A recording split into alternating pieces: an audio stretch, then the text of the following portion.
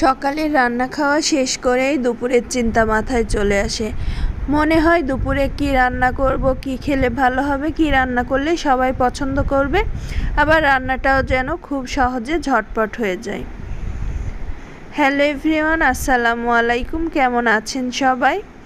এই তো আমি চলে এসেছি দুপুরে রান্না বান্না নিয়ে। এখানে আমি লাউ কেটে নিচ্ছি।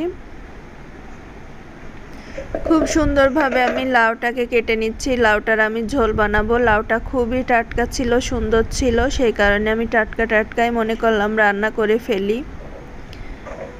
আমার মতো সব গৃহিণীর মনে হয় একই টেনশন থাকে যে কখন কি রান্না করব, কোনটা দিয়ে কোনটা রান্না করলে ভালো হবে।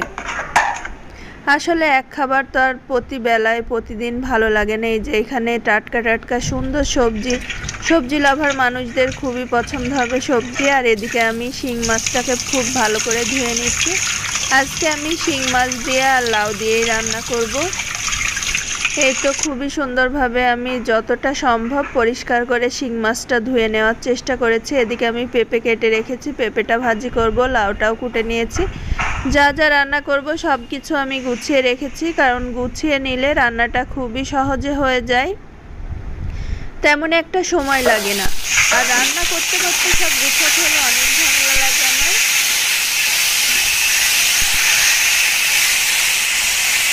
এই যে শিং মাছটা আমি হালকা করে ভেজে নিচ্ছি, ভেজে উঠিয়ে রাখলাম, কারণ শিং মাছ খুব বেশি একটা ভাজলে খেতে ভালো লাগে না। এদিকে মশলাটা একটু কষিয়ে আমি সবজিগুলো দিয়ে দিলাম, একটু খুবই ভালোভাবে কষাবো।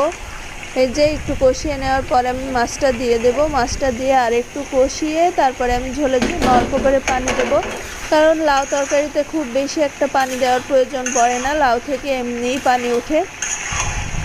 এই যে এদিকে আমি রান্নাটা করে নিচ্ছি। এই যে হালকা একটু পানি দিয়েছি, এরপরে আমি রান্নার শেষের দিকে ধনিয়া পাতা দিয়ে নেব, কারণ ধনিয়া পাতা ছাড়া লাউটা আমার ভালোই লাগে না। এটা আমার ফ্রোজেন ধনিয়া পাতা, একদম দেশি টাটকা ধনিয়া পাতাটাকে আমি ফ্রোজেন করে রেখেছিলাম। তরকারিতে দিলে বোঝাই যায় না যে এটা ফ্রোজেন ধনিয়া পাতা ছিল।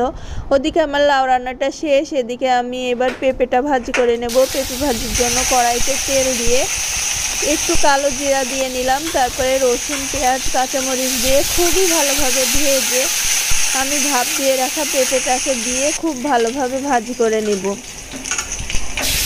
এই তো আজকে 2 পদ রান্না করে নিলাম। খুব বেশি একটা ঝামেলা করতে ভালো লাগছিল না। খুবই সিম্পল, স্বাস্থ্যকর, সাদাসিধা খাবার। এই তো রান্নাটা আমার প্রায় শেষ।